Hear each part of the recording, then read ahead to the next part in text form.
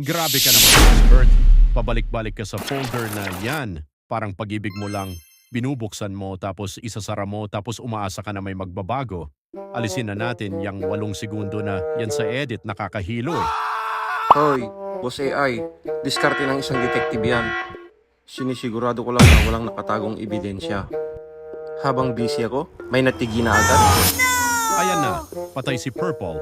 O anong plano mo, Detective Kurt? Gagamitin mo ba ang iyong mapanuring mata o manghuhula ka lang naman? Siyempre, itatanong ko muna ang mahiwagang salita ng mga hanisente. Where? Classic Pinoy Among Us move. Where sabay who? Pero wait, may nag-chat. All this map is so confusing. Parang ikaw lang din kagabi nung naghahanap ng barya sa bulsa mo. Huwag ka ngang maingay dyan. Ay, bumuto na yung iba. Tignan mo, si Bubbles Blue. Aba, teka. Akala ko ba skip ang plano mo?